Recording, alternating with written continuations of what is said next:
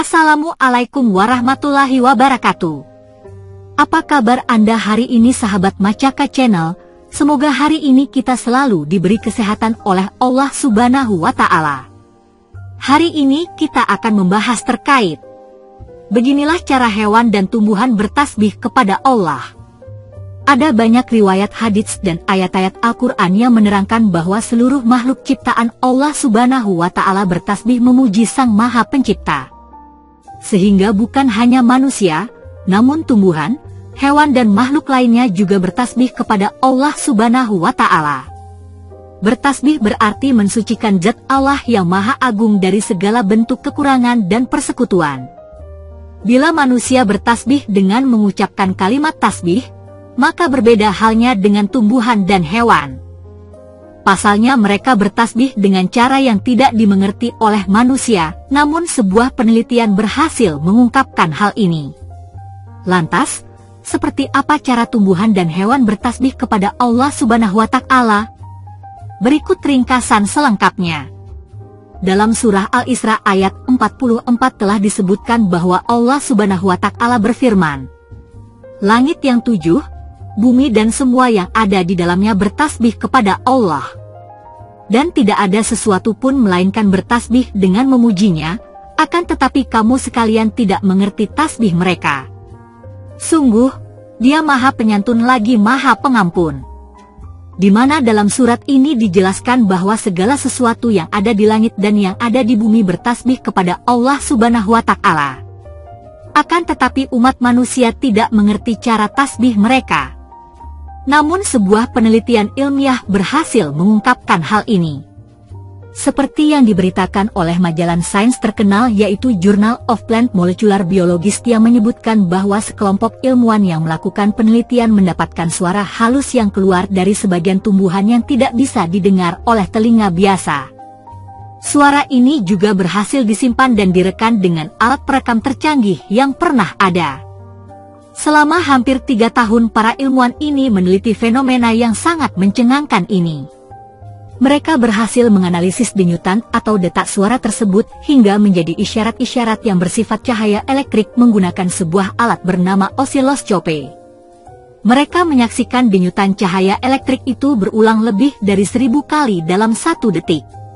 Sebenarnya hal ini telah banyak disampaikan di dalam Al-Quran bahwa semua makhluk yang ada di dunia ini bertasbih dan bersujud di hadapan Allah Subhanahu wa Ta'ala.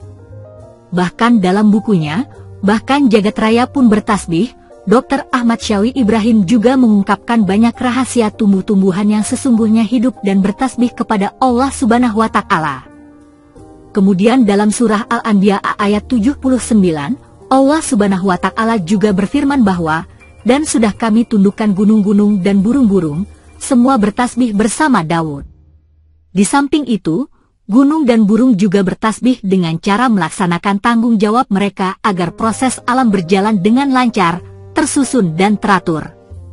Demikian pula dengan alam yang bertasbih dengan terus mematuhi aturan yang ditetapkan Allah Subhanahu wa Ta'ala. Selain itu, hewan yang sering kita anggap tidak berguna sekalipun, seperti semut dan katak juga bertasbih kepada Allah Subhanahu wa Ta'ala.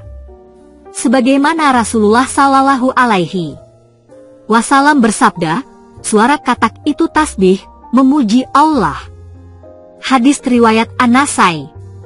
Lalu Ibnu Umar juga menyatakan bahwa, "Janganlah kamu membunuh katak karena bunyi menguaknya adalah tasbih." Selanjutnya riwayat dari Anas bin Malik disebutkan bahwa, "Janganlah kamu membunuh katak, karena ia pernah melintas di atas api Ibrahim serta membawa air di dalam mulutnya dan menyemburkannya ke atas api." Kemudian Rasulullah Shallallahu Alaihi Wasallam bersabda, "Pernah seekor semut menggigit seorang nabi di antara nabi-nabi. Lalu nabi tersebut menyuruh membakar sarang semut itu, maka dibakarlah.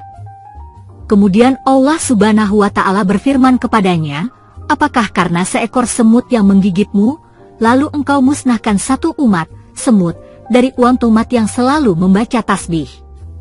Hadis riwayat Muslim.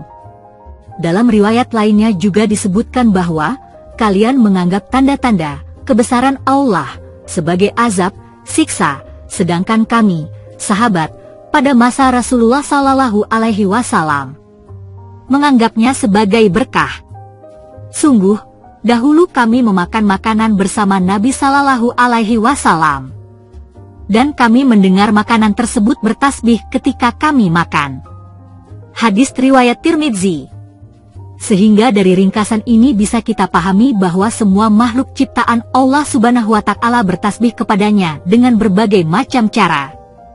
Salah satunya dengan mematuhi aturan yang telah ditetapkan Allah Subhanahu wa Ta'ala. Lantas, masihkan kita sebagai seorang hamba yang diciptakan lebih sempurna dibandingkan makhluk lainnya melalaikan diri dari taat dan bertasbih kepadanya? Yuk kita introspeksi diri. Semoga bermanfaat.